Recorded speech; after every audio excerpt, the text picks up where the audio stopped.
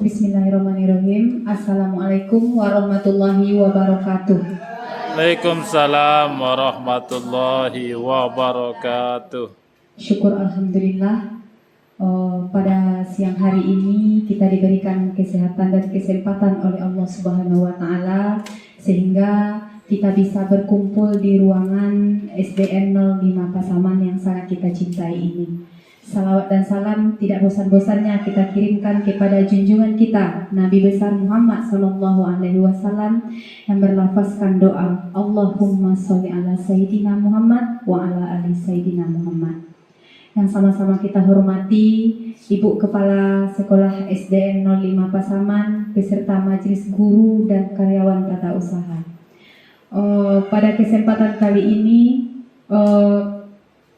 kita akan mengadakan diseminasi budaya positif oleh Ibu Citra Melika Rahim SPD dalam rangka pemenuhan tugas CGP Angkatan 8 Kabupaten Pasaman Barat.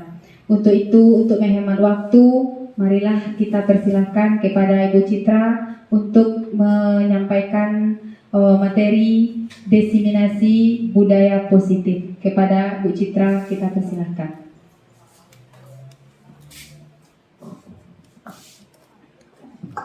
Baiklah, Bapak Ibu semuanya, Assalamualaikum warahmatullahi wabarakatuh.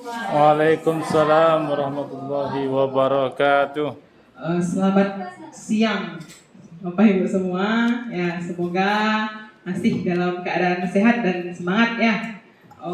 Terima kasih telah meluangkan waktunya ya untuk acara diseminasi kami dalam rangka pemenuhan tugas aksi nyata modul 1 pendidikan calon guru penggerak angkatan 8 dari Kabupaten Pasaman Barat. Pertama dan yang terutama sekali, marilah kita aturkan kehadirat Allah Subhanahu wa taala, puji dan syukur yang mana berkat rahmat dan karunia-Nya kita masih diberi kesehatan dan kesempatan untuk melaksanakan aktivitas kita sebagaimana biasanya. Seiring dengan itu, selawat berangkaikan salam tak lupa pula kita kirimkan untuk arwah junjungan kita yakni Nabi besar Muhammad Sallallahu Alaihi Wasallam yang berupa doa Allahumma sholli ala Sayyidina Muhammad wa ala ali Sayyidina Muhammad.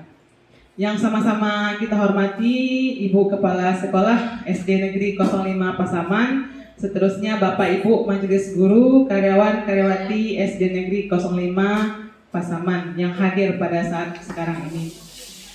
Baiklah, Bapak Ibu, ya di sini tujuan acara kita pada hari ini kami ingin berbagi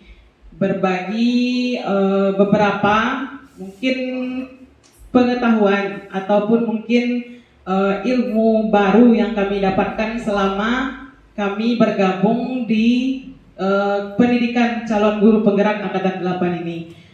Saya yakin ya Bapak Ibu semuanya sudah bergerak ya. Cuma kadang belum termasuk ke dalam pendidikan ataupun program-program pemerintah yang seperti ini. Semboyannya adalah tergerak, bergerak, dan menggerakkan. Saya yakin betul tanpa pun Bapak Ibu ikut dalam program guru penggerak ini, Bapak Ibu sudah bergerak sesuai dengan tugas tupoksinya masing-masing. Bahkan mungkin lebih senior dan lebih berpengalaman daripada saya. Tapi di sini saya hanya ingin berbagi. Mana tahu yang namanya pengetahuan dan ilmu itu kan sesuatu hal yang dinamis. Terus bergerak dari masa ke masa. Mungkin ada beberapa pembaharuan. Walaupun memang sudah kita laksanakan di dalam pekerjaan kita, tugas kita sehari-hari ya. Tapi kita belum tahu nih, ini apa yang sedang kita kerjakan. Misalnya beberapa hal yang akan kami sampaikan pada hari ini, mungkin Bapak Ibu semua sudah mengerjakannya di dalam kelasnya. Saya yakin betul, apalagi kalau di sini pada umumnya lingkungannya positif, ya bergerak semua, kreatif semua. Tapi mungkin Bapak Ibu belum tahu itu bagian yang dikerjakan itu bagian yang mana. Bagian mana dari filosofi Ki Hajar Dewantara yang memang merupakan filosofi pendidikan kita, yang merupakan Bapak Pendidikan Nasional kita. Baiklah, kita mulai Bapak Ibu. Yang pertama ya, diseminasi kita pada hari ini membahas tentang budaya positif. Ya, di sini adapun materinya ya, ada 7 sub materi yang akan kami sampaikan pada hari ini. Yang pertama tentang perubahan paradigma belajar. Lalu yang kedua disiplin positif. Lalu yang ketiga motivasi perilaku positif. Ada kebutuhan dasar, posisi kontrol, keyakinan kelas, dan segitiga restitusi. Di sini saya juga sangat senang sekali karena di sekolah kita sudah ada guru penggerak dan calon guru penggerak terlebih dahulu daripada saya. Jadi saya mohon izin kepada senior-senior saya untuk berbagi lagi materi ini. Mudah-mudahan semakin kita ulang, semakin kita tahu, semakin kita paham, dan semakin bisa kita konsisten melaksanakannya dalam tugas kita sehari-hari. Baiklah Bapak Ibu, sudah makan semua? Sudah, oke. Nah, kita tes dulu konsentrasinya ya. Silakan Bapak Ibu, ada berupa apa? Word searching puzzle katanya. Jadi puzzle menemukan kata. Di sini kami telah membuat nama-nama Bapak Ibu ke dalam bentuk puzzle. Bisa nggak Bapak Ibu menemukannya? Ya, hari udah siang ya. Saya tahu udah capek semua. Mana tahu ada yang dapat nama temannya atau dapat namanya sendiri? Silahkan Bapak Ibu. Ada yang bisa? Saya. Oke, Bu Ayu silahkan ke depan. Dia ada 2 ini, ada Bu Ayu, ada Bu Ayurni. Jangan sampai tertukar ya. Boleh kan? Boleh, nama teman. Oke, siapa dulu? Nama ibu kepala sekolah duluan. Oke. Sip, betul ya?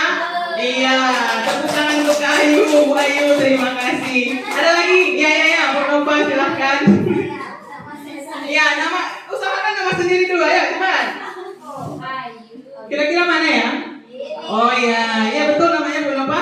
Ya betul ya. Oke, silakan Bu Ayu nih. Mana ya kira-kira ya? Nggak nampak Bu? Betul ya? Iya betul ya, keren. Oke, masih ada lagi? Ya Bu Esa silahkan. Apakah nama teman atau nama sendiri yang ditemukan? Nama sendiri, oke.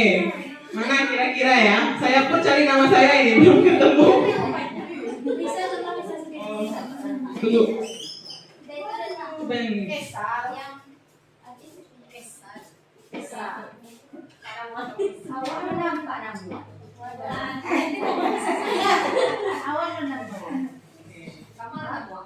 Iya, kamar. Ayo Bapak Ibu. Ya, ditebakkan lagi. Oke, sip. Terima kasih Ibu Esa ya. Saya juga sedang saya udah menemukan nama saya Bapak Ibu ya. Ini serius saya bikin puzzle saya belum cari. Nih, nama saya ini. Iya. Oh, salah ya. Ini di atas ya. Oh, sip. Ada lagi? Bu, apa tadi udah ya, Bu Putri, silakan.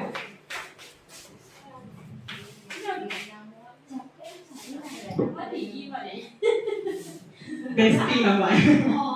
Ya, nama Besti ya. Oh ya, nama sendiri ya, Bu Putri. Ada lagi Bapak Ibu?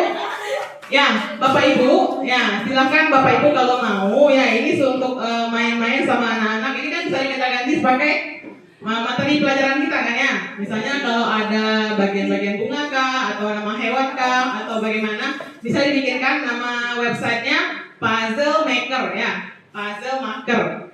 Jadi di sana Bapak Ibu bisa bikin TTS, bisa bikin yang seperti ini. Terus ada juga yang namanya labirin. Labirin saya belum pernah coba, tapi kalau TTS sudah seru, menyenangkan ya. Oke, sip. Kita lanjutkan. Ya, hapus ya. Terima kasih atas partisipasinya Bapak Ibu. Dan untuk mengetes semangat lagi, ya. Boleh kita bergerak sebentar sambil menurunkan soto nasi yang kita makan. Ini ada namanya goyang kopat-kopik ya. Oke. Ayo kita cobakan goyang kopat-kopik.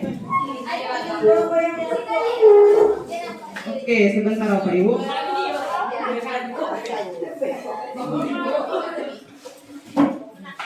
Twitternya belum, tolong bentar ya. Mohon maaf Bapak Ibu.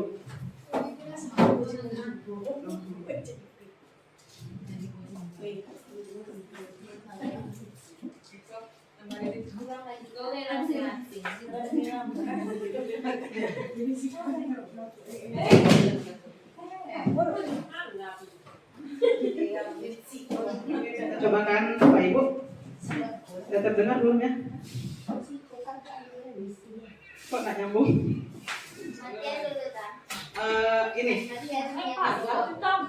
Ini dimatikan dulu.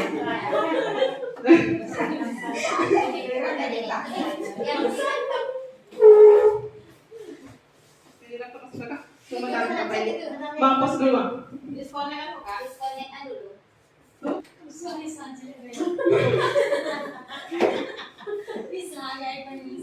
Bisa.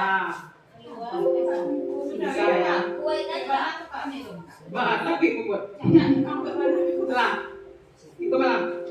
Coba dulu. Oke, set. Coba dulu ya. Corona, mana vaksinnya?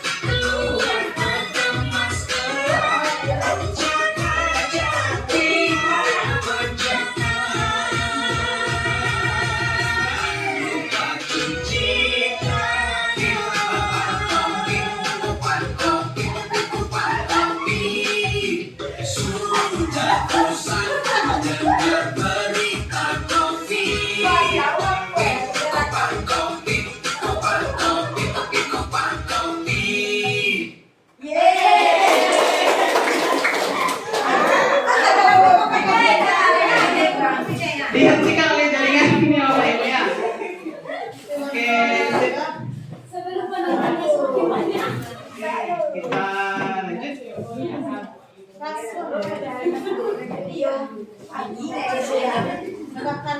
Bagaimana Bapak Ibu, sudah semangat? Sudah. Oke ya. Goyang COVID ya. Zaman COVID tapi udah berlalu. Mudah-mudahan nggak terulang lagi ya Bapak Ibu ya. Jangan.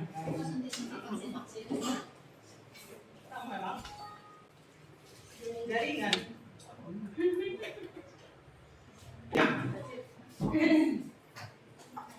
Oke, dah Bapak Ibu, kita membahas sedikit tentang pemikiran dari Bapak pendidikan kita yang menjadi dasar maupun landasan dari pendidikan nasional kita. Ya, menurut Bapak Ibu, pendidikan dan pengajaran itu apakah sama? Sama? Ya, Bapak Ibu boleh dilihat di slide-nya ya. Kalau misalnya pengajaran sama pendidikan itu berbeda. Ya, kalau pengajaran ya itu sekedar memberi ilmu yang berfaedah bagi kehidupan anak-anak kita, baik secara lahir maupun secara batin. Tapi kalau untuk pendidikan itu tujuannya lebih dalam lagi ya, yaitu untuk mengantarkan anak sesuai dengan kodratnya menuju kebahagiaan dan keselamatan. Nah, ya. Dan bagaimana dia nanti hidup sebagai anggota masyarakat. Jadi kalau misalnya kita lihat lagi, pengajaran dan pendidikan itu sangat jauh berbeda. Karena pendidikan itu jauh lebih dalam pengertiannya ataupun cakupannya. Nah, kita kan di kelas bukan hanya sekedar mengajar, tapi lebih kepada mendidik. Mungkin kalau kita hanya ngajar, ya 10 menit silakan catat ini materinya, mungkin selesai. Ya, kita tanya lagi apa materinya atau pelajaran yang baru kita sampaikan. Tapi kalau mendidik, selain kita transfer ilmunya, ya, tapi kita juga mentransfer seperti mendidik emosionalnya, sosialnya, seperti sikap maupun mungkin kepada agamanya. Yang penting mengantarkan anak sesuai dengan kodratnya. Anak kita itu dilahirkan, kita lanjut ya. Pendidikan dan kebudayaan. Kenapa sering ya berdampingan kita pendidikan dengan kebudayaan itu? Biasanya kan Depdikbud ya, Kemendikbud. Kenapa? Apa sih relevansinya antara pendidikan dan kebudayaan? Nah, Bapak Ibu, ya menurut Ki Hajar Dewantara, pendidikan itu tempat bersemayamnya benih-benih kebudayaan. Jadi kebudayaan itu merupakan suatu goal yang ingin kita capai melalui pendidikan. Pendidikan itu fondasinya untuk kita dapat kebudayaan yang kita cita-citakan, yang kita impikan. Jadi begitulah kira-kira hubungan antara pendidikan dengan kebudayaan. Kita lanjut. Oke, ini dia kerangka berpikir dari Ki Hajar Dewantara terhadap transformasi pendidikan kita Indonesia. Nah, yang pertama, Ki Hajar Dewantara mengatakan bahwa peserta didik kita itu ya lahir sesuai kodratnya dan kita bertujuan untuk mengantarkan mereka sesuai dengan kodratnya masing-masing. Nah, setiap anak lahir ya walaupun dari orang tua yang sama, bahkan kembar siam pun ya dia akan berbeda karakteristiknya, minat bakatnya, kemampuannya. Nah, Bapak Ibu, kita lahir itu ada 2 kodrat yang mempengaruhi kita. Yang pertama kodrat alam. Kodrat alamnya dengan alamnya kita tinggal, di mana lingkungan kita tinggal. Misalnya anak-anak yang tinggal di perkotaan itu akan beda perkembangannya dengan anak yang tinggal di pantai mungkin, pegunungan mungkin, akan berbeda. Cara dia berbicara mungkin, atau cara mereka menyelesaikan suatu masalah mungkin pasti akan berbeda. Lalu yang kedua, kodrat zaman. Walau alamnya sama, tapi zaman yang berbeda tetap akan berbeda. Contoh, kita hidup di alam yang sama tidak dengan anak-anak peserta didik kita. Pada umumnya Bapak Ibu di sini asli orang sini ya, tapi anak-anak yang hidup zaman sekarang dengan kita zaman dahulu kala, alam kita sama. Apakah anak kita sama? Tidak, tetap akan berbeda. Oke. Nah, lanjut kita kepada prinsip perubahan. Ya, perubahan itu ada namanya asas trikon, ada 3 asasnya. Yang pertama kontinuitas, yang kedua konvergensi, yang ketiga konsentris. Ya, jadi perubahan tersebut yang pertama kontinuitas, berarti bagaimana perubahan tersebut menjawab perubahan zaman secara berkelanjutan. Yang kedua, konvergensi, di mana pendidikan itu harus memanusiakan manusia, humanistik, ya. Lalu yang ketiga, konsentris, bagaimana pendidikan tersebut menghargai perbedaan ataupun sesuai dengan kodratnya masing-masing anak. Lalu ketika pendidikan ini berjalan dengan baik, apa goalnya? Apa yang berubah?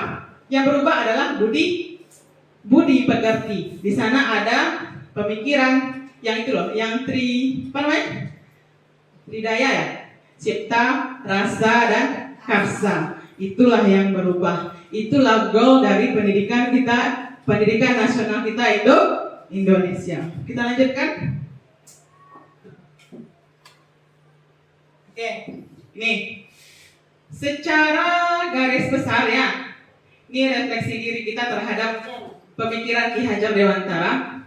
Kalau Ki Hajar Dewantara itu mengibaratkan guru itu sebagai tukang kebun atau sebagai petani. Ini Pak Petani, ini ada jagung ya, bibit jagung misalnya ditanam atau padi ditanam, sama pupuknya, sama tanahnya misalnya, sama perawatannya, tumbuhnya akan sama? Tidak. Itulah yang dinamakan dengan mendidik anak sesuai kodratnya. Kodrat anak itu berbeda-beda. Sama kan ya Bapak Ibu, materi yang kita kasih? Sama kan? Perlakuan kita sama kan? Sama, tapi kenapa berbeda? Ya kodratnya ya berbeda, aslinya begitu. Nah, itu yang harus kita sadari. Jadi, tadi kita lanjut ya, nanti sampai ke transformasi. Kalau misalnya Ki Hajar Dewantara itu yang ditekankannya. Tidak bisa kita menyamakan satu anak modelnya untuk sebagai standar nilai untuk anak-anak semuanya. Itu yang ditekankan oleh Ki Hajar Dewantara. Makanya di kurikulum Merdeka ini kita mengenal yang namanya pembelajaran berdiferensiasi. Nah, itu dia. Untuk memenuhi kodrat-kodrat yang berbeda tadi. Itulah pembelajarannya ya. Kita lanjut Bapak Ibu. Ini dia. Perubahan paradigma belajar ya. Ini menurut Stephen R. Covey ya. Di dalam bukunya tahun 1991 dia ingin mengatakan bahwasanya bila kita ingin membuat kemajuan perlahan, ini harus dibaca dengan baik ya karena ini kutipan. Sedikit-sedikit ubahlah sikap atau perilaku Anda. Namun bila kita ingin memperbaiki cara-cara utama kita, maka kita perlu mengubah kerangka acuan kita. Ubahlah bagaimana kita melihat dunia, bagaimana Anda berpikir tentang manusia, ubahlah paradigma Anda, skema pemahaman dan penjelasan aspek-aspek tertentu tentang realitas. Apa yang kita ubah? Ya yang tadi lagi. Anak yang pintar bukan hanya anak yang berhasil secara akademik. Misalnya anak satu bisa dia mengerjakan soal. Belum tentu satu soal itu bisa mengukur kemampuan semua anak kita. Itu yang kita ubah. Kita harus menyadari bahwasanya setiap anak itu kodratnya berbeda, punya kodratnya masing-masing. Nah, tugas guru apa? Ya tugas guru itu menuntun anak sesuai dengan kodratnya. Seperti kata Ki Hajar Dewantara. Susah ya Bu ya? Susah. Kami pun begitu. Kami sampai sekarang memikirkan bagaimana caranya melaksanakan pembelajaran berdiferensiasi. Asalkan satu pembelajaran saja kita ke sini, yang ini udah heboh, ini masih sulit gitu. Memang begitu ya, tapi untuk perubahan tentu kita tidak bisa dilaksanakan secara total perubahan tidak, tapi berangsur-angsur. Lanjut kita. Ini tadi yang dikatakan tentang paradigma, dasar pemikiran kita yang berubah. Nih, yang pertama, kita sekarang mengatakan bahwasanya kebutuhan kita itu sama, padahal kita berbeda. Itu yang diubah. Apalagi, semua orang melihat hal yang sama. Misalnya ranking di kelas, ya udah, yang tinggi nilai akademiknya. Padahal kita bisa melihat dari gambaran sisi yang berbeda. Ubah sudut pandangnya, point of view-nya diubah, mood-nya diubah. Seperti yang kemarin, alhamdulillah kita sudah melaksanakannya ya Bapak Ibu ya. Kita mengapresiasi beberapa anak sesuai dengan kemampuan yang menonjol pada dirinya. Si paling rapi tulisannya, si sabar, si paling peduli. Memang anak kita tidak sama semuanya, dan itu yang harus kita ubah paradigmanya di pemikiran kita masing-masing. Nah, selanjutnya kalau untuk pendidikan, apanya yang berubah? Pusat pembelajarannya yang berubah. Kalau dahulu guru satu-satunya sumber belajar, menjadi pusat perhatian dalam pembelajaran, subjeknya, dan siswa hanya sebagai objek. Sekarang itu yang diubah, gurunya sebagai objek, bukan objek sih, lebih ke memfasilitasi saja, memotivasi saja, siswa sebagai subjek dalam pembelajaran. Mereka yang menjadi pemimpin dalam pembelajarannya. Itu yang diubah dari paradigma berpikir ya pendidikan nasional kita saat ini. Lanjut ya ke tentang budaya positif tadi. Ini beberapa contoh budaya positif yang ada, karena nggak ada foto yang kita di sekolah ya. Sebenarnya pada umumnya di kelas mana saja ini udah terlaksana kan, gotong royong ya. Terus apa lagi, pembelajaran kolaboratif. Lalu apa lagi tuh? Ya seperti menampilkan kesenian dari beberapa daerah atau kebudayaan Indonesia, itu sudah ada di kelas masing-masing. Ini contoh yang ada di kelas kami ya. Jadi tentang budaya positif. Budaya seperti yang kita tahu, budaya kan sebuah kebiasaan. Positif berarti yang baik. Ya, yang baik berarti budaya positif bisa kita artikan sebagai kebiasaan yang baik ya, yang kita terapkan di lingkungan sekitar kita. Ini dia beberapa contoh budaya positifnya.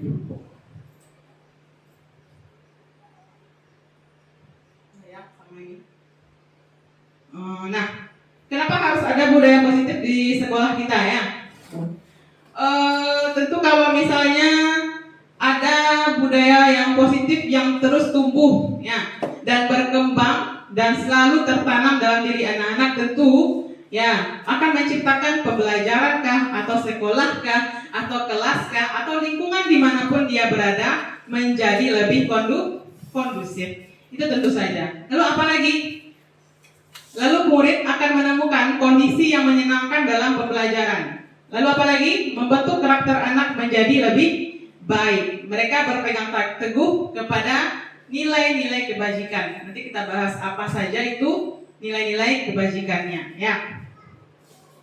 Kalau terlalu cepat mohon di time out ya Bapak Ibu ya. Kebiasaan kami memang ngomongnya cepat ya. Kalau anak-anak di kelas juga seperti Bu, cepat kali Bu. Oke, kita lanjut kepada nilai-nilai kebajikan ya Bapak Ibu ya. Nah, ini dia tadi yang dibilang tadi. Kita pengen anak kita ya berpegang teguh dan percaya kepada nilai-nilai kebajikan yang ada. Apa saja sih nilai kebajikan? Kebajikan kan artinya kebaikan ya. Jadi nilai-nilai yang telah disepakati bersama, baik oleh agama maupun bangsa kita maupun negara kita, yang menyatakan bahwa nilai itu memang baik untuk diterapkan. Itu nilai-nilai kebajikan. Lalu apa itu? Yang pertama, ada nilai yang terkandung dalam profil pelajar Pancasila yang kita nyanyikan hampir setiap berbaris ya Bapak Ibu ya. Masih ingat Bapak Ibu? Bisa? Oke, yuk kita coba yuk. 1, 2, 3. Pelajar Pancasila beriman dan bertakwa pada Tuhan Yang Esa dan berakhlak mulia, berkebinekaan global, gotong royong mandiri, kreatif dan bernalar kritis. Nah ya, itu dia. Jadi ada 6 ya nilai kebajikan yang ada pada profil pelajar Pancasila. Lanjut kita, ada yang namanya nilai yang sudah disepakati oleh ini. Ya. IPO Primary Years Program ya. Apa katanya nilai yang sudah disepakati ini secara global ya? Apa saja itu? Toleransi, rasa hormat, integritas, mandiri, menghargai, empati, ya, kreativitas, kerjasama, sampai kepada komitmen. Itu termasuk ke dalam nilai-nilai kebajikan. Lalu apa lagi? Ada nilai kebajikan yang terdapat dalam keterampilan atau life skill seseorang. Ya, Apa? Dapat dipercaya, ya, amanah. Apalagi? Lurus hati, pendengar yang aktif, ya, tidak merendahkan orang lain, dan mampu memberikan terbaik kepada diri. Itu dia nilai-nilai kebajikan yang sudah, ya, disepakati baik oleh agama maupun bangsa, ya, sesuai dengan latar belakangnya. Oke, sekarang kita lanjut ke kebutuhan dasar kita. Ini sama halnya dengan kebutuhan hidup, ya Bapak Ibu, ya. Tapi ini kebutuhan dasar kita sebagai manusia, ya. Apa itu kebutuhan dasar? Ya, pokoknya segala sesuatu yang kita lakukan itu adalah untuk mendapatkan kebutuhan atau apa yang kita butuhkan. Ya. Lalu juga pokoknya seluruh tindakan yang kita lakukan itu adalah untuk tujuannya untuk memenuhi kebutuhan dasar. Apa saja kebutuhan dasar kita? Sejatinya, ya, kita butuh yang 5 ini. Yang pertama, bertahan hidup. Apa yang kita butuhkan untuk bertahan hidup, Bapak Ibu? Makanan, pangannya, sandang, pakaian, papan mungkin untuk rumah, jaminan kesehatan, keamanan, itu termasuk ke dalam kebutuhan bertahan hidup. Lalu ada kebutuhan untuk disayang, rasa diterima. Lalu ada penguasaan, ya. Setiap kita pasti punya harga diri dan mau mempertahankan harga dirinya, ya, seperti itu Bapak Ibu? Iya. Ya, baik itu mungkin dalam memimpin sebuah organisasi atau instansi maupun memimpin pembelajaran kita di kelas tadi. Lalu ada kebebasan dan ada kesenangan. Ini dia poin-poin atau indikator yang mempengaruhi atau yang melengkapi kebutuhan-kebutuhan dasar ini. Nah, Bapak Ibu, ketika kebutuhan dasar yang 5 ini tidak terpenuhi, di sanalah nanti mungkin seseorang akan menghalalkan segala cara untuk memenuhinya. Contoh saja anak kita. Sebelum kita lanjut, ya Bapak Ibu, ya. Ketika anak kita berbuat nakal, itu kadang-kadang atau bukan kadang-kadang lagi, ya, sering atau hampir setiap saat itu karena kebutuhan dasarnya tidak terpenuhi. Contoh, kadang-kadang mereka punya emosi itu kan luapan perasaan, ya. Emosi itu kan bukan kemarahan, ya. Emosi itu kan luapan perasaan. Mungkin ada emosinya yang tidak terlepaskan di rumah, di sekolah dilepaskan. Ya, mungkin Bapak Ibu udah pernah tahu mungkin, ya. Kalau misalnya di rumah dia sering kena marah, ya. Mungkin di rumah dia punya kakak yang menindas, mungkin disuruh ini itu bukan begitu, sampai di sekolahnya ke temannya yang dilampiaskannya. Ke temannya dia jadi marah-marah atau misalnya jadi konflik sama temannya, seperti itu. Jadi ketika anak kita berbuat nakal, nanti kita sampai kepada posisi kita, bagaimana kita memposisikan diri kita. Yang penting adalah ketika anak berbuat nakal, ada kebutuhan dasarnya yang tidak terpenuhi. Kita lanjut Bapak Ibu. Nah, semua perilaku kita, ya, itu ada motivasinya. Ada hal yang memicu atau latar belakang kita berperilaku ataupun berbuat sesuatu, ya. Namun latar belakangnya itu ada berasal dari luar, namanya ekstrinsik. Ada yang berasal dari dalam diri kita atau intrinsik. Nah, yang dari luar itu contohnya ini, untuk menghindari ketidaknyamanan atau hukuman. Jadi misalnya kita berbuat jujur, atau misalnya kita melaksanakan pembelajaran kayak gitu hanya untuk misal membuat ADM. Nah, kita membuat ADM, ya udah, daripada takut ditanya-tanya pengawas, ya sudah. Itu termasuk ke dalam motivasi kita bikin ADM apa? Kan supaya tidak ditanya Pak Yuhar gitu. Iya, ya. Salah satunya mungkin iya, ya. Termasuk kami sendiri. Ketika pengawas datang, insya Allah ADM-nya lengkapkan seperti itu. Itu baru motivasi kita datangnya dari luar, belum datang dari dalam diri. Kalau datang dari dalam diri, apa yang melantarkan kita?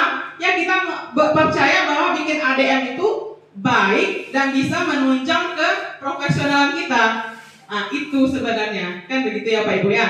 Tapi ya, Orang kadang-kadang lebih takut dengan pengaruh luarnya daripada yang ada dalam dirinya. Apalagi untuk mendapatkan imbalan atau penghargaan dari orang lain.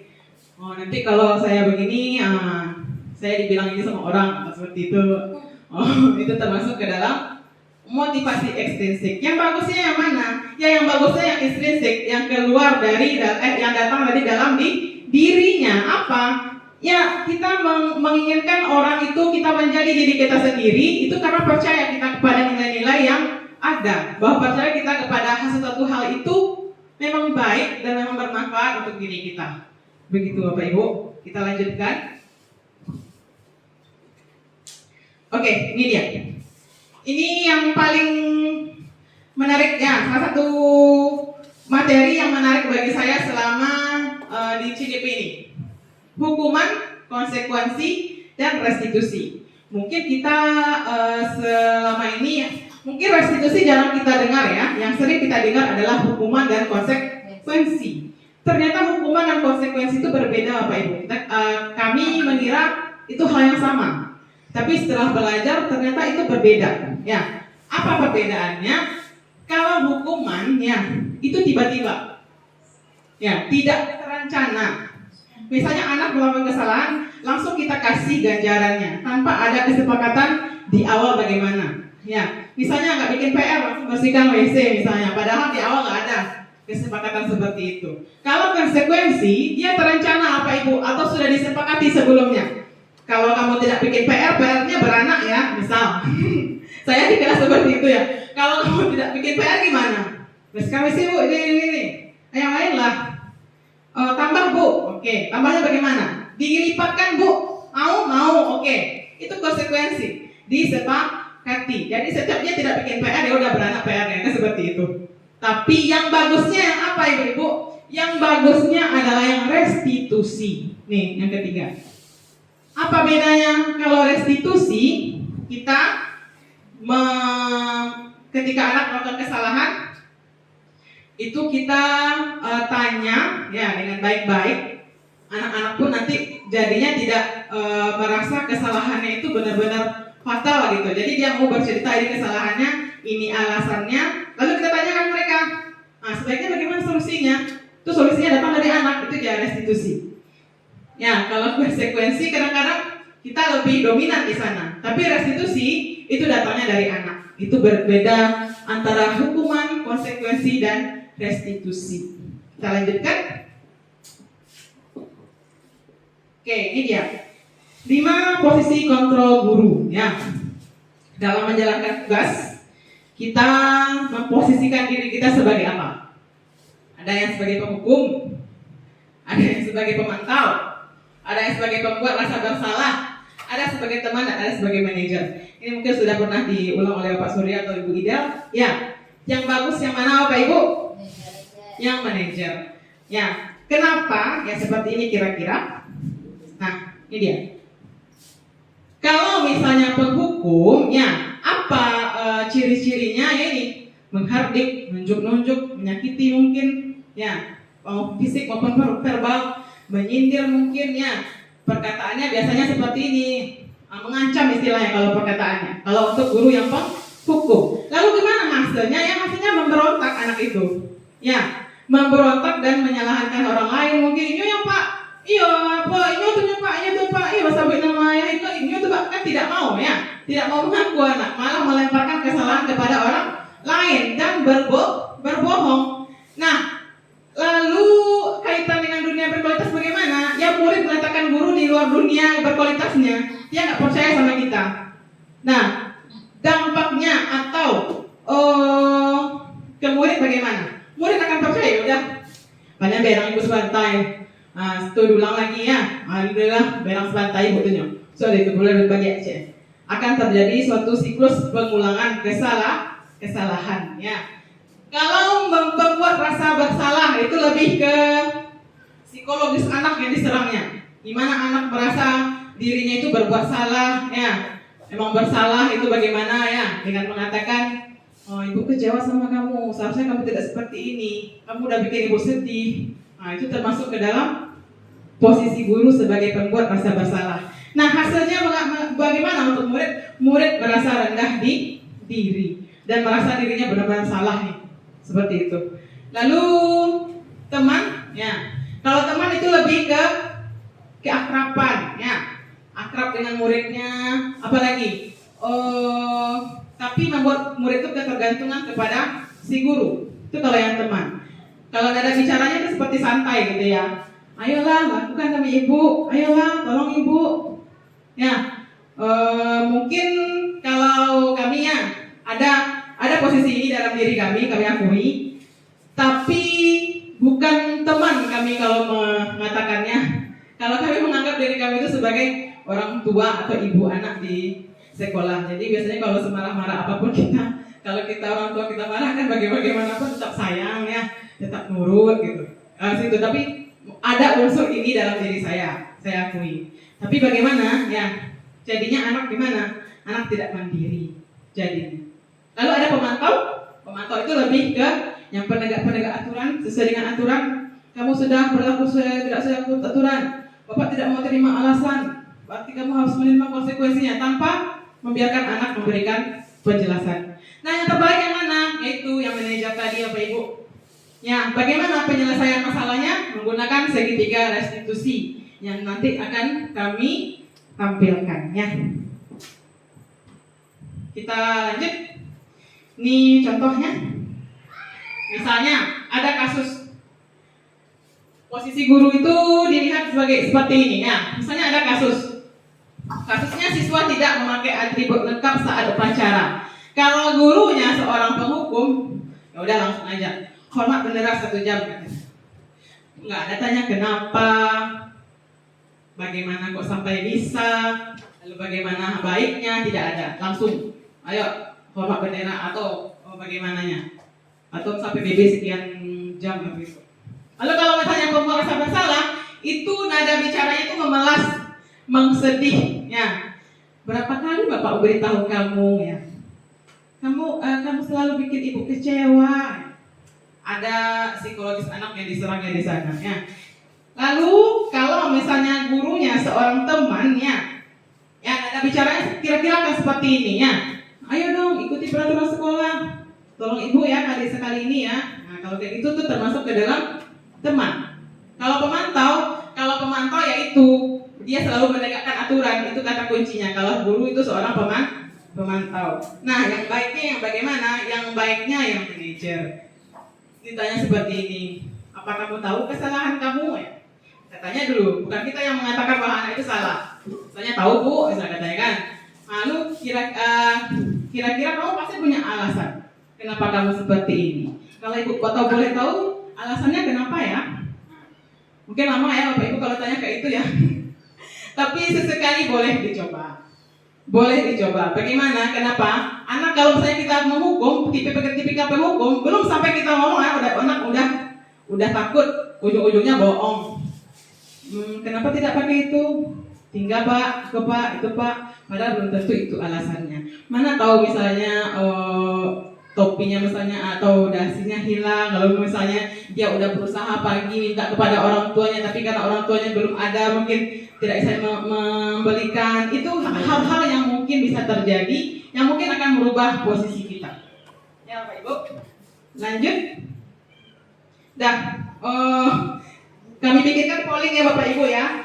Karena kemarin maunya pakai kelas poin, tapi udah dicoba-coba nggak mau. Kenapa? Nggak tahu kenapa nggak mau. Kita gunakan saja WA kita masing-masing ya Bapak Ibu ya. Kami coba berikan sepenggal kalimat. Bapak Ibu kira-kira itu posisi gurunya kalau bicara seperti itu kira-kira sebagai apa? Ya, siap dengan HP semua ya Pak Ibu ya. Kita coba ya. Oke. Yang pertama, saya kecewa sekali dengan kamu. Itu sudah kami bikinkan di mana itu? Tenggala apakah dia? Di sini. Coba Bapak Ibu pilih, tinggal klik aja. Ya, saya kecewa sekali dengan kamu. Nah, kira-kira itu posisi gurunya seperti apa Bapak Ibu? Apakah penghukum, pembuat rasa bersalah, atau teman, atau manajer? Silakan Bapak Ibu. Dipilih pollingnya. Oke, ini pada umumnya udah Mantap kali ya mengenai posisi guru ini ya. 12 orang memilih pembuat rasa bersalah. Oke, sip. Ya, betul, memang betul ya Pak Ibu ya.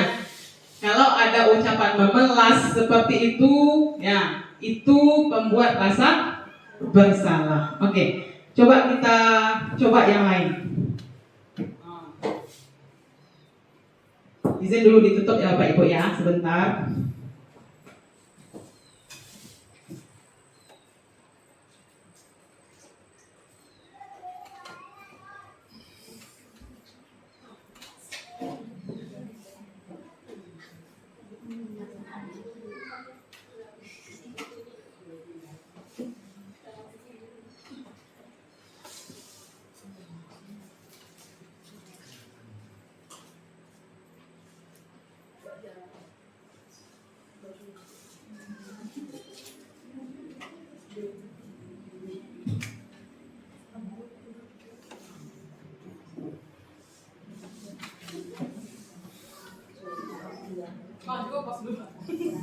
Ya, udah dikirimkan di grup.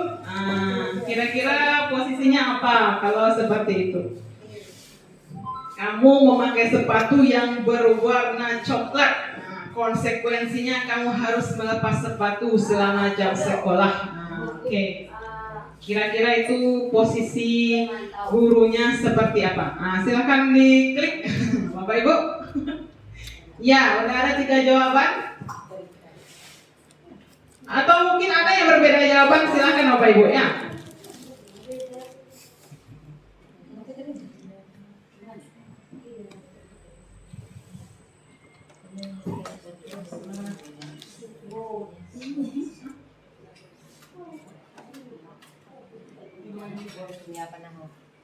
Sudah? Oke, ya keren nih Bapak Ibu ya.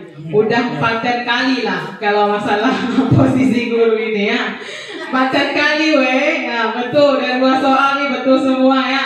Ini kepada pemantau. Pemantau itu kata kuncinya seorang guru yang konsisten terhadap peraturan ya, menegakkan aturan itu dia. Oke.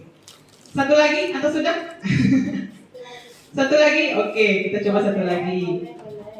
Sip. Atau disebutkan aja lah ya, coba. Misalnya ya, ada seorang guru yang nanya seperti ini. Kamu kok itu aja nggak bisa sih? Ayo bantu ibu. Nah, itu posisinya apa itu? Teman ya, teman gitu ya ibu ya. Teman, oke. Nada bicaranya santai ya, akrab sama anak itu teman. Nah, mungkin udah ya, udah kata ini masalah posisi kontra guru ya. Kita lanjut ke slide kita, oke. Kita lanjut lagi.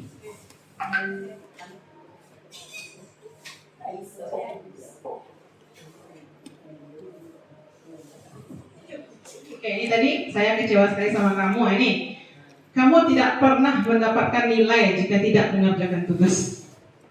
Oke, kira-kira posisinya apa itu? Kamu tidak pernah mendapatkan nilai jika tidak mengerjakan tugas. Apa kira-kira Bapak Ibu? Membuat rasa bersalah. Apa? Penghukum. Apa lagi? Penghukum. Oke, penghukum. Ya, kenapa? Karena bernada ancaman. Ya, kalau nggak kerjakan tugas saya nggak dapat nilai. Ya, seperti itu. Lanjut. Iya, ya ini lagi. Apa rencanamu untuk menyelesaikan masalah ini? Nah, kalau itu kata gurunya kira-kira apa posisinya? Itulah manajer ya, posisi manajer yang sama-sama kita harapkan bisa kita capai. Berat ya Pak Ibu ya? Berat. Kadang-kadang kalau dibilang ya, jujur pribadi kalau misalnya, tapi tidak pesimis ya, tapi optimis, tetap optimis, tapi misalnya anak zaman dulu gak sama anak zaman sekarang. Kita guru sedikit takut sama guru, hormat sama guru ya. Nah, sekarang enggak seperti itu. Nah, sekarang kita jawab lagi tantangannya seperti ini. Guru zaman dulu juga tidak sama dengan guru zaman sekarang juga tidak sama dengan guru zaman dulu. Guru zaman sekarang punya banyak cara ya. Cara untuk menarik perhatian anak atau caranya bagaimana dalam pembelajaran. Itu kita jadikan, kita berdayakan untuk menunjang tugas kita sehari-hari. Kita lanjut. Posisi kontrol lagi ya. Kamu tidak pernah benar melakukannya. Nah, kira-kira itu apa itu? Kamu tidak pernah benar melakukannya. Apa itu kira-kira? Membuat rasa bersalah.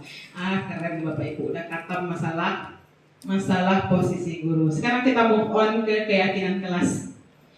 Ya, keyakinan kelas dulu namanya peraturan kelas, sekarang namanya keyakinan kelas atau kesepakatan kelas. Nah, mengapa keyakinan kelas itu perlu dan perlu kita buat, apalagi di awal tahun ajaran. Kita sekarang berada di awal tahun ajaran Bapak Ibu. Nah, ini dia. Ini dia pembentukan keyakinan kelas. Ya. Keyakinan kelas itu berasal dari nilai-nilai keyakinan yang ada pada diri tiap anak. Anak ini akan beda yang diyakininya dengan anak yang lain. Apa? Sifatnya abstrak baru Bapak Ibu, belum konkret atau belum bisa kita ambil secara parafrasenya, belum jelas. Ya. Itulah yang akan kita sepakati bersama. Ya, kami lihatkan bagaimana proses pembuatan kesepakatan kelas kami. Ya, ini dia. Setelah kita kedepannya kita perlu membuat kesepakatan. Berikan pertanyaan kepada Maunya kelasnya seperti apa? Ya, kita bikinkan kesepakatan. Bagaimana nih Bapak kelasnya?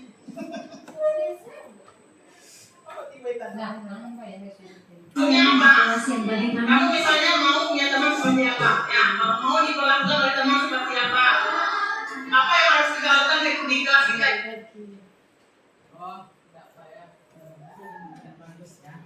Ya, dapat dijelaskan di sini kalau kita pada awalnya kita memberikan pertanyaan pemantik kepada anak-anak untuk anak-anak membimbing anak-anak membuat keyakinannya Supaya kelas masing-masing. kita ini aman, tentram, damai. Apa kira-kira yang harus kita lakukan? Bagikan stick note untuk keyakinan masing-masing anak. Kita harus pakai stick note ya Bapak Ibu. Ditulis ke depan satu-satu juga boleh. Ini kebetulan lagi ada stick note-nya. Setelah anak menulis masing-masing keyakinan, anak-anak menempelkan stick note ke depan.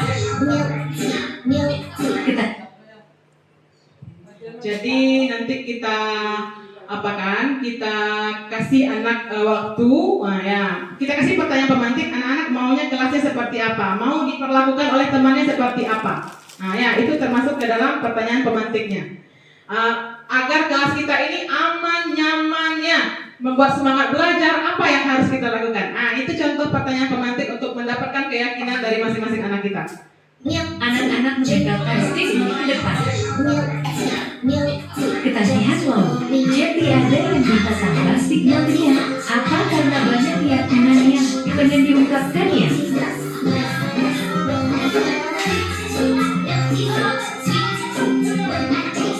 Semua keyakinan yang ditulis, dibacakan, dan disepakati bersama. Setiap anak boleh menyampaikan pendapat. Setuju atau tidak setuju, semua keyakinan diparafrase bersama, lalu ditandatangani.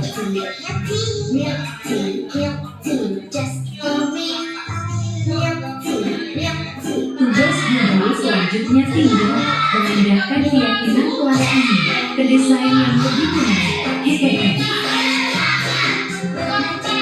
Ya, Ibu dapat prosesnya ya. Jadi kita bagikan stick note-nya. Silakan, mungkin berbeda-beda anak akan ada yang sama dan banyak bedanya ya. Lalu setelah terkumpul, kita bacakan satu persatu. Misalnya kelas selalu bersih. Tanya sama anak, setuju nak? Ada yang tidak setuju? Setiap jawaban anak dibacakan, tidak ada betul atau salahnya, hanya disepakati setuju atau tidak setuju. Nah, dari kumpulan tersebut kita parafrasekan atau kita susun kata-katanya menjadi lebih konkret. Dan yang tadi abstrak nih, ya nggak tahu, kita konkretkan, misalnya menjaga kebersihan kelas, atau misalnya menghargai atau menghormati teman. Katanya tidak boleh menyebut nama orang tua bu. Ada kata-kata seperti itu, tapi kita buatkan frasenya seperti apa. Masuk kemana itu nak? Menghargai bu, oke, kita bikinkan kalimatnya. Seperti itu kira-kira Bapak Ibu. Selamat mencoba ya. Semoga keyakinan kelasnya memang dipegang teguh oleh anaknya semuanya Bapak Ibu ya. Kita lanjut. Nah, ini dia segitiga restitusi. Seperti ini aja dulu ya Bapak Ibu ya. Ini dia segitiga restitusi tadi. Kan tadi penyelesaian masalah yang paling bagus itu adalah kan restitusi. Apa sih restitusi ya? Restitusi itu suatu proses dialog guru ya dengan murid agar bisa menemukan solusi dari murid secara mandiri dan bertanggung jawab. Jadi kita dialog dengan murid kita untuk menyelesaikan konfliknya, lalu nanti dapat solusi dari muridnya. Ya, solusinya akan ada beberapa nanti macamnya itu nanti disepakati mana solusi yang mau dilaksanakan. Ini ada contoh kasus segitiga restitusi kami, Bapak Ibu. Ini anak-anak, ini memang tugasnya seperti ini ya. Anak-anak masuk dulu berakting. Dan ini memang anak-anaknya hebat pula berakting. Coba Bapak Ibu ya, tunggu dulu. Atau dijelaskan dulu ya. Segitiga restitusi itu, dia ada 3. Yang pertama, langkahnya menstabilkan identitas. Di sini kita berusaha bagaimana anaknya bisa terbuka, mengungkapkan alasan mengapa mereka berbuat seperti itu. Nih, kita katakan, nak, berbuat salah itu wajar, nak. Setiap orang juga punya salah. Ibu juga buat salah, mungkin anak ibu juga bikin salah. Tidak apa-apa. Nah, asalkan mau memperbaikinya. Nah, itu untuk langkah yang pertama. Langkah kedua, bagaimana cara kita memvalidasi tindakan mereka yang salah itu, baru kita tanyakan secara rinci apa alasan mereka berbuat salah. Ya. Atau mungkin Pak Ibu yakin anak Ibu melakukan ini pasti ada alasannya. Kira-kira alasannya apa? Nah, itu termasuk ke dalam validasi tindakan yang salah. Dan yang terakhir baru menanyakan keyakinan. Kita bawakan lagi apa yang mereka lakukan itu kepada keyakinan kelas kita. Yang kamu lakukan itu apakah sudah sesuai dengan keyakinan kelas kita? Enggak, Bu, misalnya ya. Lalu dari keyakinan kelas kita itu yang mana kira-kira yang anak Ibu langgar? Nanti mereka akan ingat itu keyakinan kelas yang sudah disepakatinya. Kita contoh ya.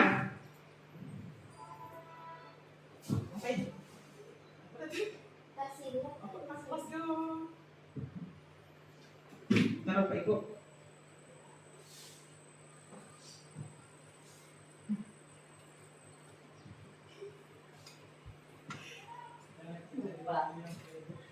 Hilang dia.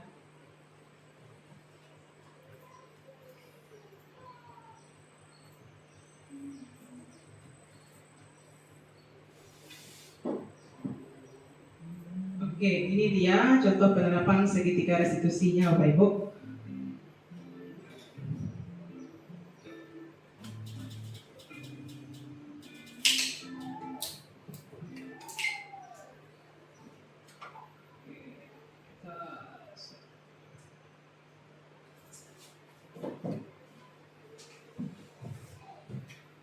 Ini juga susah, apa ini biasanya tidak suka.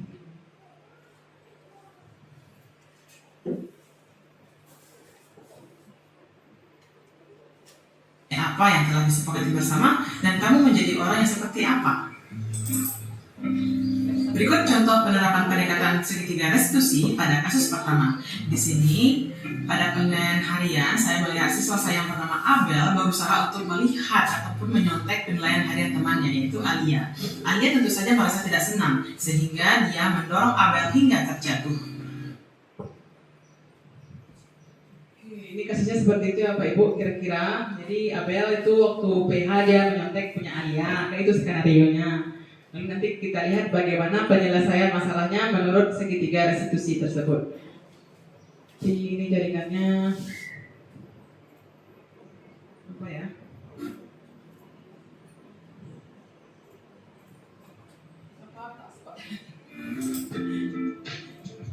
Ini ibunya yang tidak pandai beraktingnya, anaknya pandai ini. Mohon maaf.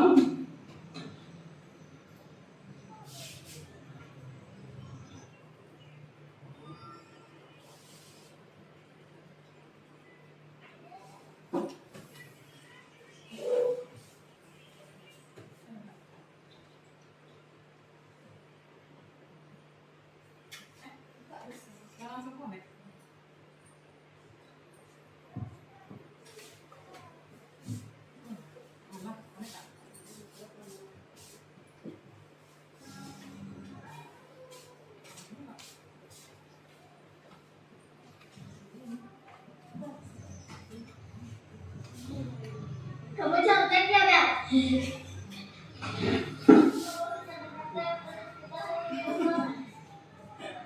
apa ibu-ibu? Ini Bu, ada pernyataan Bu. Betul ya? Ya sudah, sekarang dengar dulu ulangannya, selesaikan dulu, nanti tunggu ibu setelah selesai mengerjakan ulangan. Oke, agar mulia. Tadi ibu melihat pada saat pelaksanaan penilaian SMK, ada ibu, ada masalah. Sudah, kita untuk menghemat waktu ya Pak Ibu ya. Jadi ini penyelesaiannya seperti ini ya. Abel tadi Ibu lihat, Abel waktu ulangan itu kata Ibu ya. Iya itu Abel, iya Bu, itu jawabnya ya. Terus kira-kira menurut Abel tindakan Abel itu benar atau tidak? Tidak Bu, katanya kan. Kenapa? Ya kan? Karena tidak jujur Bu, katanya seperti itu. Lalu ditanya lagi, Abel pasti punya alasan dalam melakukan hal ini. Kira-kira alasan Abel apa ya? Karena tidak belajar semalam Bu, katanya. Seperti itu jawab kira-kira. Lalu, oh tidak belajar, kata Ibu kan. Nah baru, tadi apa? Menstabilkan identitas. Distabilkan identitas itu kayak gini. Abel, ya kan? Ibu pernah bikin kesalahan, Abel pasti juga gitu. Dan itu bukan hal yang buruk, semua orang punya salah. Itu cara memancing anak untuk mengakui kesalahannya. Baru tadi diakuinya, lalu kita selesaikan secara mengambil kembali keyakinan kelas kita.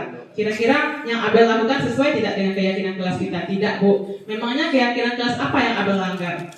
Berbuat dan berkata jujur Bu, itu katanya. Lalu baru tanya lagi, apa solusinya? Kira-kira solusinya minta maaf, belajar lagi katanya, dan jujur dalam ujian seperti itu kata anak-anaknya. Ya, kira-kira gambaran penerapan segitiga restitusinya seperti itu ya Bapak Ibu ya.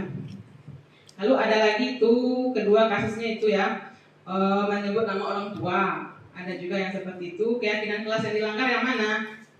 Yang mengatakan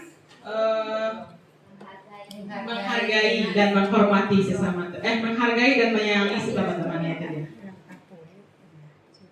Oke, kita lanjut. Itu mungkin restitusi itu yang terakhir ya Bapak Ibu ya. Nah, kesimpulannya restitusi itu kenapa dianjurkan untuk diterapkan? Karena ketika kita melakukan tiga langkah segitiga restitusi itu, kita akan membuat anak mengakui kesalahannya tanpa ada merasa dia rendah diri atau merasa malu atau merasa down begitu. Jadi tidak ada yang merasa dirugikan seperti itu. Lalu juga segitiga restitusi ini juga bagus untuk kita terapkan ya, termasuk di rumah juga. Karena kita di sekolah seperti itu, di rumah bagaimana? Di rumah juga seperti itu ya. Kami ingat pas kami syuting ya, pas pula anak ada, terus dibilang orang, kayaknya segitiga restitusi ke anaknya nggak seperti itu. Juga kena ya. Tapi bagaimana lah ya Pak Ibu ya. Lalu lanjutnya ya, penutupnya ada apa ya. Nanti dalam penerapan disiplin positif ini ya, hendaknya tentu kita memiliki standar dari kemampuan seorang guru yang mumpuni. Apa aja itu? Ya tentu kepribadian, profesional, sosial maupun pedagogiknya itu baik. Ya apa supaya kita dapat menjadi manajer untuk mencetak anak yang mandiri dan bertanggung jawab. Itu ya kira-kira. Baiklah Bapak Ibu, mungkin sekian dari saya. Terima kasih atas waktunya. Salah kata saya mohon maaf. Assalamualaikum warahmatullahi wabarakatuh.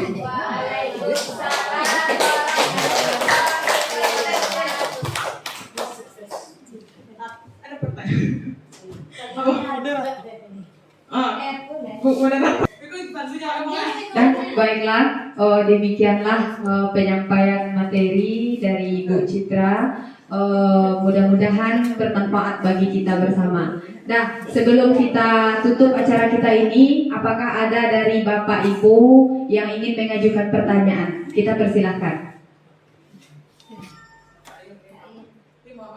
Ya, silakan Bu Ayurni.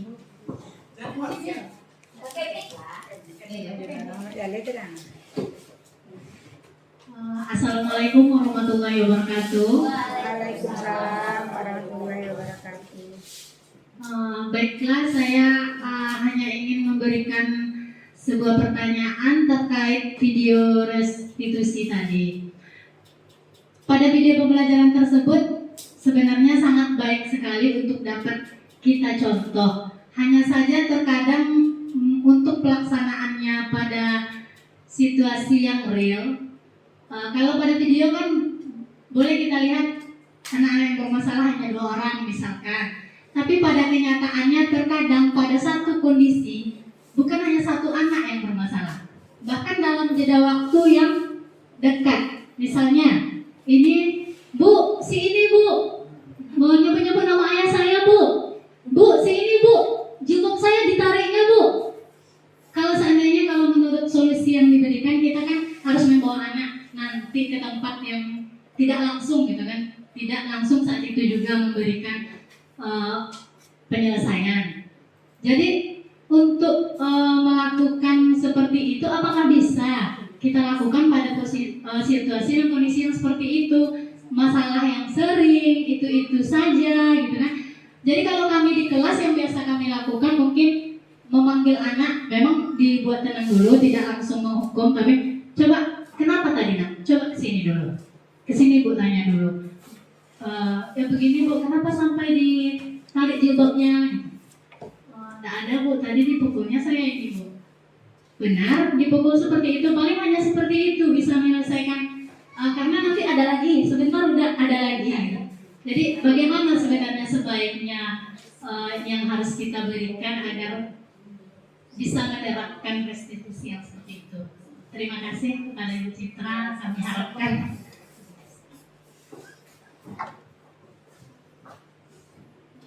Bagaimana Bu? Langsung dijawab. Ada lagi? Masih ada pertanyaan?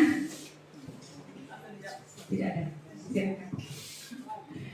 Terima kasih ya Ibu Ayurni. Ya, ini hampir sama dengan pertanyaan teman saya pada saat kami ruang kolaborasi kepada fasilitator ya kan, gimana Bu kalau tiap hari itu kami di kelas rendah konfliknya itu ke itu dan banyak dalam setiap harinya. Terus kata Ibu Fasilnya ya begini, segitiga restitusi itu tidak harus kita bikinkan anak, maksudnya tidak harus di saat itu juga, tapi boleh di saat itu juga, tapi bisa bicara lebih private sedikit, tak perlu ke ruangan atau ke kantor, ya udah di kelas juga tidak apa-apa. Nah, lalu ditanyakan intinya balik lagi ke keyakinan kelas yang sudah dibikin ya. Kalau kita bikin keyakinan kelas pada awal pembelajaran, itu menjadikan dasar ataupun landasan kita dalam melaksanakan langkah segitiga restitusi itu. Nanti kalau misalnya kalau memang keyakinan itu dari anak-anak dibuat bersama, insya Allah dia ingat itu apa yang dibikinnya, apa yang disepakatinya. Lalu kalau misalnya setiap hari ya, tapi kan orangnya akan itu juga kalau misalnya ya, biasanya kan itu ke itu juga. Ya udah kita kalau misalnya wali kelasnya berkenan atau guru kelasnya berkenan, boleh dipanggil anaknya sepulang sekolah kah atau di jam istirahat kah? Ya kita komunikasikan dengan langkah-langkah segitiga restitusi tersebut. Kalau seperti yang kami sarankan kemarin ya kan ada programnya ya one day one student ya. Kan setiap hari satu siswa kan seperti itu. Boleh diungkit ya atau dibahas permasalahannya pada waktu itu. Ya atau mungkin memang dia tidak apa. Kalau misalnya seperti yang di video saya tadi kan Alia itu walaupun dia korban tapi kan dia juga melakukan kesalahan. Kesalahannya apa? Yaitu langsung dorong temannya. Itu juga diselesaikan pada waktu itu. Karena biasanya anak kan disebut nama orang tuanya. Oh, Rusti, ya kan? Suami apa? Kan itu juga tidak boleh, dia salah. Walaupun dia korban pada waktu itu dia mengaku dia korban, tapi dia juga salah. Kedua-duanya kita proses. Kayak yang tadi Alia juga saya prosesnya. Tanya lagi ke Alia, mungkin menurut Alia itu benar nggak yang Alia lakukan? Kan seperti itu. Tidak Bu, kenapa? Karena bisa menyakiti teman Bu, kan seperti itu. Jawaban yang kita harapkan dari anak kita kan seperti itu ya Bapak Ibu ya. Kira-kira itu yang dapat kami sampaikan ya Bapak Ibu. Memang kalau dipikir-pikir ya banyak kerja guru. Ya kalau dipikir-pikir memang kadang-kadang nggak sampai pikir kita ADM-nya lagi, prosesnya lagi ya. Belum lagi medianya, penilaiannya, analisisnya, kelakuannya.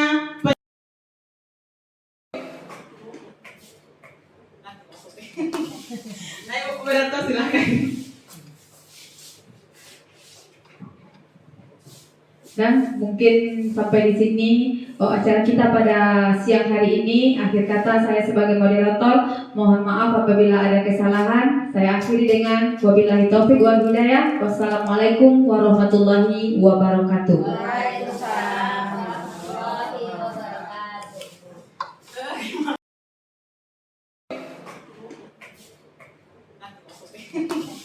Ayo moderator silakan.